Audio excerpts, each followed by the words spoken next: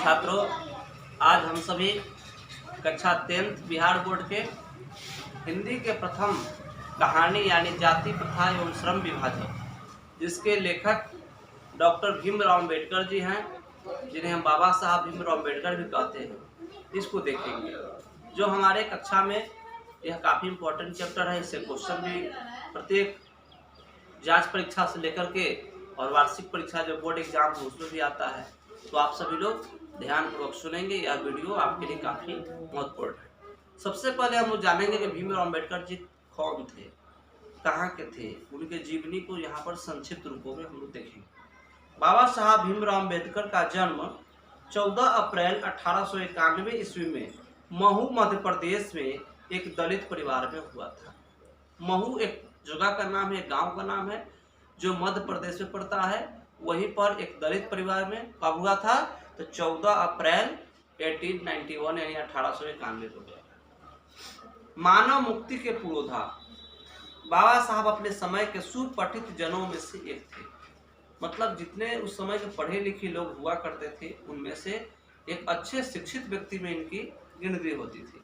प्राथमिक शिक्षा के बाद यानी प्रारंभिक जब पढ़ाई इनका पूर्ण हुआ तो बड़ौदा नरेश के प्रोत्साहन पर, बड़ौदा नरेश जब इनको आगे पढ़ने के लिए जब कोऑपरेट किए, उच्चतर शिक्षा के लिए न्यूयॉर्क यानी अमेरिका चले गए। फिर वहाँ से लंदन यानी इंग्लैंड चले गए और ये पढ़ाई के सारा खर्च बड़ौदा नरेश में होती है। उन्होंने संस्कृत का धार्मिक, पौराणिक और पूरा वैदिक वांग्मय अनुवाद के जरिए पढ़ा। हर चीज़ों को अनुवाद के जरिए, संस्कृत में जो लिखा है हिंदी में, इंग्लिश में, अन्य भाषाओं में इसे पढ़ा। ऐतिहासिक सामाजिक क्षेत्र में अनेक मौलिक स्थापनाएं प्रस्तुत की। सब मिलाकर भीमराव अम्बेडकर जी क्या थे, एक इतिहासकार थे, इतिहास मीमांसक थे, विधिवेत्ता थे, कानून के भी जानकार थे, अर्थशास्त्री थे, समाजशास्त्री थे, शिक्षाविद थे और धर्म दर्शन के व्याख्याता थे। उन्होंने अपने स्वदेश यानी भारत में जब आए पढ़ाई करके तो यहाँ पर कुछ दिनों तक वकालत किया। फिर उसके बाद समाज और राजनीति में बेहद सक्रिय भूमिका निभाते हुए अछूतो यानी जिसे अनटचेबल कहा जाता है, छुआछूत की जो भावना था, जाति पाति का जो भावना था, उससे अलग हट करके समाज में एक नया रूप देने का प्रयास किया। स्त्रियों पर इन्होंने जोर दिया, स्त्री शिक्षा कैसा हो, दहेज प्रथा, बाल विवाह, मातृ मृत्यु दर, इन सभी चीज़ों को इन्होंने टारगेट किया और उसके अनुसार इन्होंने कार्य किया। मजदूरों को मानवीय अधिकार और सम्मान दिलाने के लिए अथक संघर्ष किया। जो लेबर क्लास के लोग थे उसे उचित मजदूरी मिलना चाहिए, इसके लिए भी इन्होंने कार्य किया। इनके जीवन में इनके 3 प्रेरक व्यक्ति थे। एक थे गौतम बुद्ध, दूसरे थे कबीर साहब और तीसरे थे ज्योतिबा फुले। ये तीनों के ज्ञान से, तीनों के विचार से ये प्रभावित होते थे और उसी के अनुसार अपना विचार करते थे। भारत के संविधान निर्माण में इनकी महत्वपूर्ण भूमिका थी और एक निष्ठ श्रद्धा के कारण, समर्पण के कारण हम सभी क्या कहते हैं, भारतीय संविधान के इनको जनक कहते हैं। भारतीय संविधान के इनको निर्माता कहते हैं, श्रद्धांजलि अर्पित करते हैं। दिसंबर 1956 में दिल्ली में बाबा साहब का निधन हो गया। बाबा साहब ने अनेक पुस्तकें लिखी, कई किताबें लिखा। उनकी प्रमुख रचनाएं हैं द कास्ट इन इंडिया। ध्यान से सुनेंगे, इन सभी टॉपिक से भी क्वेश्चन ऑब्जेक्टिव उठाए जाते हैं, ठीक है। There mechanism, genesis and development, the untouchables, who are they, who are Shudras, Buddhism and communism, Buddha and Dhamma, thoughts and linguistic status, the rise and fall of the Hindu women, annihilation of caste इत्यादि। हिंदी में उनका संपूर्ण वाङ्मय भारत सरकार के कल्याण मंत्रालय से बाबा साहब अम्बेडकर संपूर्ण वाङ्मय नाम से 21 भागों में विभाजित हो चुका है, ठीक है। यहाँ पर जो हम लोग पढ़ने जा रहे हैं, प्रस्तुत पाठ बाबा साहब के विख्यात भाषण एनिहिलेशन ऑफ कास्ट के दलई सिंह यादव द्वारा हिंदी रूपांतरित जाति भेद का उच्छेद से किंचित संपादन के साथ किया गया। यानी कि यह उनका बाबा साहब का एक भाषण था जो होने वाला था लाहौर अधिवेशन में, जिसको दलई सिंह यादव ने क्या किया था, हिंदी में ट्रांसलेट किया। यह भाषण जाति पाति तुरक मंडल लाहौर, यानी जात पात को नहीं मानने के लिए, जाति पाति का सिस्टम को खत्म करने के लिए एक अधिवेशन का आयोजन किया गया था लाहौर में, जो वर्तमान समय में पाकिस्तान में पड़ता है। वहीं पर भाषण के लिए तैयार किया गया। सन 1936 के अध्यक्षीय भाषण के रूप में तैयार किया गया, परंतु इसकी क्रांतिकारी दृष्टि से आयोजकों के पूर्णतः सहमति न बन सकने के कारण सम्मेलन स्थगित हो गया और यह पढ़ा नहीं जा सका। मतलब यह भाषण को वहाँ पर नहीं पढ़ा जा सका। आगे चल करके बाबा साहब ने इसे स्वतंत्र पुस्तिका का रूप दिया, एक किताब का रूप दिया। प्रस्तुत आलेख से भारतीय समाज में श्रम विभाजन के नाम पर मध्ययुगीन अवशिष्ट संस्कारों के रूप में बरकरार जाति प्रथा पर मानवीयता, नैसर्गिक न्याय, सामाजिक सद्भाव की दृष्टि से विचार करते हैं और जाति प्रथा की विषमता पूर्वक सामाजिक आधारों, रूढ़ पूर्वाग्रहों, रूढ़ पूर्वाग्रह का मतलब होता है जो परंपरावादी जो विचार, और लोकतंत्र के लिए उसकी अस्वास्थ्यकर प्रकृति, यानी कि लोकतंत्र के लिए ये सब क्या है, जाति पाति भेदभाव, ये सब खतरा है। प्रकृति यहाँ पर संभ्रांत विविधिवेत्ता का दृष्टिकोण उभर सका है, यानी कि एक अच्छे विधिवेत्ता के रूप में भीमराव अम्बेडकर जी अपने विचारों को यहाँ पर रखते हैं। भारतीय लोकतंत्र के भावी नागरिक की यह आलेख अत्यंत शिक्षाप्रद है, यानी कि भारत के लोकतंत्र के लिए यह जो लेख है काफ़ी ही ज्ञानवर्धक है। तो आइए अब हम सभी बाबा साहब द्वारा रचित इस कहानी को देखते हैं। उनकी जीवनी को हम सबों ने संक्षिप्त रूप में देखा, अब क्या कहते हैं सो समझते हैं। यह विडंबना की ही बात है कि इस युग में भी जातिवाद के पोषकों की कमी नहीं। मतलब अभी वर्तमान समय में, आधुनिक समय में भी जातिवाद के पोषक यानी कि कास्ट सिस्टम को मानने वाले लोगों की कमी नहीं है। इसके पोषक कई आधार पर इसका समर्थन करते हैं। समर्थन का एक आधार यह कहा जाता है कि आधुनिक सभ्य समाज कार्य कुशलता के लिए श्रम विभाजन को आवश्यक मानता है, यानी कि हर काम को करने के लिए अलग अलग आदमी होना चाहिए। और जाति प्रथा भी श्रम विभाजन का ही दूसरा रूप है, इसलिए इसमें कोई बुराई नहीं। जातिवाद को मानने वाले लोग क्या कहते हैं कि समाज को अच्छे से चलने के लिए हर काम के लिए अलग अलग लोगों की जरूरत है, और अलग अलग लोग आते कहाँ से है, तो अलग अलग जाति से आते हैं, इसलिए जाति प्रथा में कोई बुराई नहीं, ऐसा उनका मानना है। लेकिन लेखक कहते हैं इस तर्क के संबंध में पहली बात यह आपत्तिजनक है कि क्या है आपत्तिजनक, कि जाति प्रथा श्रम विभाजन के साथ साथ क्या करता है, श्रमिक विभाजन का काम करता है।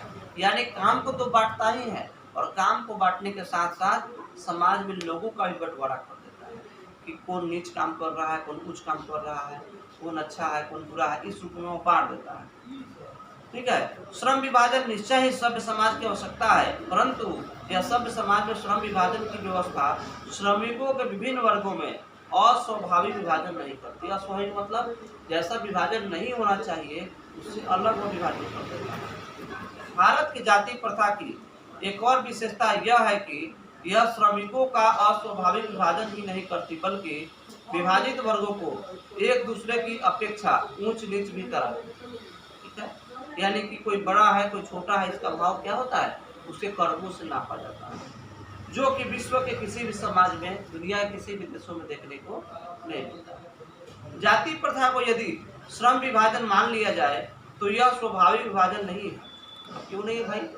तो स्वाभाविक विभाजन इसलिए नहीं है क्योंकि यह मनुष्य की रुचि पर आधारित नहीं है। हमारा आपका जो इंटरेस्ट है, हो सकता है हम पढ़ाना चाहते हो और कोई जबरदस्ती हमसे कहे कि आप बोझा उठाने का काम कीजिए, हमसे नहीं होगा। कोई आदमी बोझा उठाने का काम उससे हो जाएगा और उसको खूब पैरवी करा करके उसको मंच पर बैठा दीजिए कि आज आपको गाना गाना है, संगीत का काम करना, उसको नहीं होगा उससे। हर आदमी का अपना अपना क्षेत्र है कार्य करने का। उसी अनुरूप भीमराव अम्बेडकर जी कहते हैं कि श्रम विभाजन में रुचि का आधार नहीं मान करके सीधे और कह देते हैं कि तुमको ये करना है, तुमको ये करना है, इस समाज के लिए ऐसा सिद्धांत नहीं करता है। कुशल व्यक्ति या सक्षम श्रमिक समाज का निर्माण करने के लिए यह आवश्यक है कि हम व्यक्तियों की क्षमता इस सीमा तक विकसित करें जिससे वह अपने पेशा और कार्य का चुनाव स्वयं कर सके। भीमराव अम्बेडकर जी का कहना है कि लोगों को हम ऐसा तैयार करें कि लोग अपना काम करने के लिए खुद अंदर से तैयार हो कि मुझे क्या करना है, उसके अंदर इंटरेस्ट जगाना है, रुचि जगाना है। इस सिद्धांत के विपरीत जाति प्रथा का दूषित सिद्धांत यह है, मतलब बुरा सिद्धांत यह है कि इसमें मनुष्य के प्रशिक्षण अथवा उसकी निजी क्षमता का विचार किए बिना, यानी न तो उसको कोई ट्रेनिंग देता है, न उसके अंदर क्या टैलेंट है इसका ध्यान रखता है, किए बिना वह क्या करता है, माता पिता के सामाजिक स्तर के अनुसार पहले ही अर्थात गर्भधान के समय ही बच्चा जैसा ही माँ के गर्भ में रहता है उसी समय उस बच्चा का पेशा निर्धारित हो जाता है कि तुम्हें क्या करना है। जाति प्रथा पेशे का दोषपूर्ण पूर्व निर्धारण ही नहीं करती, मतलब एक बुराई नहीं है, बल्कि मनुष्य को जीवन भर के लिए एक ही पेशा में बांध देती है। अगर उसको जाति के व्यवसाय से जोड़ दिया जाए तो जिंदगी भर वह क्या करेगा, एक ही कार्य को करता रह जाएगा। भले ही पेशा उपयुक्त, अनुपयुक्त या अपर्याप्त होने के कारण वह भूखे ही क्यों न मर जाए। उदाहरण के लिए अगर एक गांव में अगर 100 घर केवल हजाम का हो, यानी जिसको हम नाई बोलते हैं, और 100 घर के हर आदमी अगर केवल बाल काटने का ही काम करे तो सबको रोजगार नहीं मिलेगा। किसी गांव में अगर उदाहरण के लिए 100 घर अगर 100-200 घर अगर धोबी का हो जाए और सब धोबी लोग वहाँ पर कपड़ा धोने का ही काम करते, तो सबको उचित मजदूरी नहीं मिलेगा, सब कमाई नहीं होगा। ठीक है, तो इस तरह से एक ही काम एक जाति के लोग अगर भरपूर मात्रा में करने लगे तो उसको उचित मात्रा में जितना लाभ पहुँचना चाहिए उतना नहीं पहुँच पाएगा, क्योंकि यह उद्योग धंधों की प्रक्रिया और तकनीक में निरंतर विकास और कभी कभी अकस्मात परिवर्तन हो जाता है, जिसके कारण मनुष्य को अपना पेशा बदलने का आवश्यकता पड़ता है। हो सकता है जो काम वो कर रहे हैं वह काम करने से काम न चले, अब उसको बदलने की जरूरत है। अब बदलने की जरूरत है, मान लेते हैं कोई टीचर हो, उसे कोचिंग संस्थान अच्छा न चले, उसके यहाँ बच्चे पढ़ने न आए और वह मजबूरी में अगर दूसरा काम करना चाहे अगर उसको नहीं करने दिया जाए तो उसके साथ समस्या है। हो सकता है कोई किसान है, खेती उसका अच्छा नहीं हो रहा हो, तो सोच सकता है कोई व्यापार के बारे में, कोई गाड़ी खरीद के चलाने के बारे में, कोई दुकान करने के बारे में, लेकिन वहाँ पर प्रतिबंध हो कि नहीं, व्यापार करना केवल वैश्य का काम है, बनिया लोगों का काम, तब तो वह दुकान नहीं कर पाएगा। तो समाज में ऐसा प्रतिबंध नहीं होना चाहिए। लेखक का यह भाव है कि व्यक्ति को अपना पेशा अपने इंटरेस्ट के अनुसार, अपने लाभ के अनुसार, अपनी योग्यता के अनुसार चुनने का पूरा अधिकार होना चाहिए। फिर कह रहा है कि अपना पेशा बदलने की स्वतंत्रता न हो तो इसके लिए वो भूखे मरने के अलावा उसके पास दूसरा कोई चारा नहीं रहेगा, मजबूरी में वह भूखा मर जाएगा। हिंदू धर्म की जाति प्रथा किसी भी व्यक्ति को ऐसा पेशा चुनने की अनुमति नहीं देती है जो उसका पैतृक पेशा हो। उसके पिताजी, उसके दादाजी, उसके पूर्वज लोग नहीं करते आए हैं, ऐसा पेशा करने का कोई संदेश नहीं देता, भले ही वह उसमें पारंगत हो अथवा नहीं। इस प्रकार पेशा परिवर्तन की अनुमति न देकर जाति प्रथा भारत में बेरोजगारी का एक प्रमुख और प्रत्यक्ष कारण है। हमारे देश में क्या है, इतना जो बेरोजगारी है, इतना जो भुखमरी है, इतना इसमें बेरोजगारी का जो मुख्य कारण है वह डायरेक्टली क्या है, पेशा को जाति से जोड़ना। इस प्रकार हम देखते हैं कि श्रम विभाजन की दृष्टि से भी जाति प्रथा गंभीर दोषों से युक्त है। अब जाति प्रथा श्रम विभाजन की दृष्टि से कैसे कैसे दोषयुक्त है, क्या क्या उसमें बुराइयां है, सो देखिए। जाति प्रथा का श्रम विभाजन मनुष्य की स्वेच्छा पर निर्भर नहीं रहता है, मतलब आपकी इच्छा पर डिपेंड नहीं रहता है। मनुष्य की व्यक्तिगत भावना तथा व्यक्तिगत रुचि का इसमें कोई स्थान अथवा महत्व नहीं रहता। आपका पर्सनल इंटरेस्ट क्या है, पर्सनल आपका उसमें कोई काम करने का क्षमता क्या है, इस पर महत्व नहीं रहता। इस आधार पर हमें यह स्वीकार करना पड़ेगा कि आज के उद्योग में गरीबी और उत्पीड़न जितनी बड़ी समस्या नहीं है, उतने बहुत सारे लोग अपने निर्धारित कार्य को अरुचि और व्यवस्थावश मतलब इंटरेस्ट नहीं है, मजबूरी में वह काम कर रहा है, किसी तरह खींच रहा है, उसे होने वाला है नहीं, जबरदस्ती पढ़ रहा है। अब कोई बच्चा पढ़ने वाला हो, उसको पढ़ने का मन नहीं हो, जबरदस्ती बाप पता नहीं डंडा लेके उसको स्कूल पहुँचाए, कई दिन जाएगा, 2 दिन 4 दिन 10 दिन जाएगा, पेट दुखाई थे, माथ दुखाई थे, बहाना बनाएगा, पहुँच जाएगा तो बैटरी में फेल हो जाएगा तो कहेगा दूर हमारे से पढ़ाई नहीं होगी, चल जाएगा पंजाब कमाने, दिल्ली कमाने, चेन्नई कमाने। मैट्रिक कर भी जाएगा तो इंटर में जाकर तो रुक जाएगा, कोई बीए में रुक जाएगा। जो एमए करता है, बीएड करता है, पीएचडी करता है, कोई गवर्नमेंट जॉब को लेता है, नवी जॉब लेता है, जो उच्च शिक्षा को प्राप्त करता है, जो पढ़ाई के मर्म को समझता है, वही पढ़ता है। उसी प्रकार से हर कार्य को करने के लिए आपके अंदर वैसा रुचि, वैसा ज्ञान होना चाहिए। इस तरह से ऐसी स्थिति में जहाँ काम करने वालों का न दिल लगता हो, न दिमाग, न हृदय उसका काम में लगता हो और न ब्रेन उसका काम करता हो, वहां पर काम भला कैसे होगा? वहां पर वह काम कर ही नहीं सकता है, उसमें कोई कुशलता यानी कोई उसमें एक्सपीरियंस आ ही नहीं सकता है। अतः यह निर्विवाद रूप से सिद्ध हो जाता है कि आर्थिक पहलू से भी जाति प्रथा क्या है, एक हानिकारक प्रथा है, क्योंकि यह मनुष्य की स्वाभाविक प्रेरणा, रुचि और आत्मशक्ति को दबाकर उन्हें अस्वाभाविक नियम में जकड़ कर निष्क्रिय बना देता है। मतलब जो काम होना चाहिए वैसा न होने के कारण वह व्यक्ति निष्क्रिय बन जाता है, यानी कि बिल्कुल वह किसी काम में इंटरेस्ट न रख करके किसी तरह से टालते हुए रहता है। अब मैं समस्या के रचनात्मक पहलू को लेता हूँ। लेखक कहते हैं कि जाति प्रथा खराब है तो भाई इसका उपाय क्या है? तो मेरे द्वारा जाति प्रथा की आलोचना सुनकर आप लोग मुझसे यह प्रश्न पूछेंगे, यदि मैं जातियों के विरुद्ध हूँ तो फिर मेरी दृष्टि से आदर्श समाज क्या है, एक सच्चा समाज क्या है? तो मेरा उत्तर हुआ कि आदर्श समाज स्वतंत्रता, समता, भ्रातृत्व पर आधारित होगा, जैसा हमारा संविधान कहता है, जैसा हमारा लोकतंत्र कहता है कि हमारा समाज कैसा हो, प्रेम के रास्ते पर हो, भाईचारे के रास्ते पर हो, एकता के रास्ते पर हो। ठीक है, क्या यह ठीक नहीं? भ्रातृत्व अर्थात भाईचारे में किसी को क्या आपत्ति हो सकती है? किसी भी आदर्श समाज में इतनी गतिशीलता होनी चाहिए जिसमें कोई भी वांछित परिवर्तन समाज के एक छोर से दूसरे छोर तक संचारित हो सके, यानी कि विकास हो तो पूरे समाज का हो, किसी एक व्यक्ति, किसी एक समाज का खास विकास नहीं हो, सबका विकास हो। ऐसे समाज के बहुविध हितों में सबका भाग होना चाहिए तथा सबको उसकी रक्षा के प्रति सजग रहना चाहिए। हर आदमी का विकास हो, इसके लिए हर कोई को प्रयास करना चाहिए। हमारा संतों ने कहा कि सुख शांति सबको मिले, यह उपदेश हमारा। सबको सुख शांति मिले, सारा विश्व हमारा है, हम है सब संसार, पूरा विश्व हमारा परिवार है और उस परिवार के हम एक सदस्य है। ऐसी भावना हम सब के अंदर होनी चाहिए। सामाजिक जीवन के आबाद संपर्क के अनेक साधन और अवसर होना चाहिए, जिसमें दूध पानी के मिश्रण की तरह भाईचारे का वास्तविक रूप होना चाहिए। इसी का दूसरा नाम तत्व है। जैसे कि दूध में पानी को मिला देते हैं तो अब पानी भी दूध के आकार का हो जाता है, दूध के रंग रूप का हो जाता है, ये नहीं पता चलता कि उसमें पानी अलग मिल जाता है। उसी प्रकार हमारे समाज में अलग अलग जाति के, अलग अलग धर्म के, अलग अलग संप्रदाय के, रंग रूप के, लिंग के आधार पर, आर्थिक आधार पर, सामाजिक के आधार पर, खान पान के आधार पर, वेश भाषा के आधार पर अलग अलग प्रकार के लोग रहते हैं, लेकिन उस सबका एक ही उद्देश्य होना चाहिए कि समाज के सभी एक घटक है, एक अंग है, सबका मिलने से समाज बनता है, सब में प्रेम भाईचारा का विकास होना चाहिए।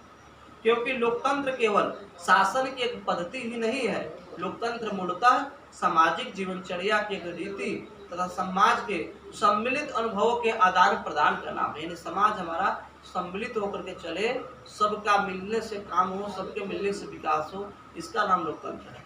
इसमें यह आवश्यक है कि अपने साथियों के प्रति हम श्रद्धा का भाव रखें, प्रेम का भाव रखें, सम्मान का भाव रखें, चाहे वो साथी हमारा किसी भी जाति, किसी भी धर्म समुदाय से।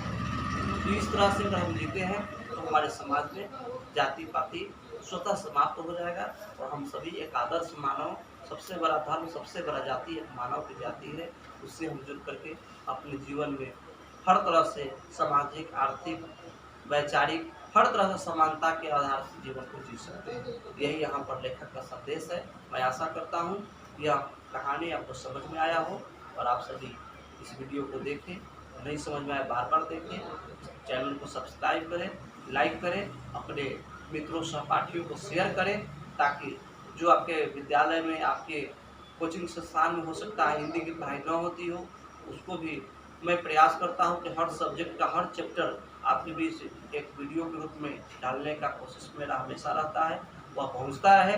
और इसी तरह से हमारे अन्य वीडियो को देखने के लिए हमारे चैनल से जुड़े रहे।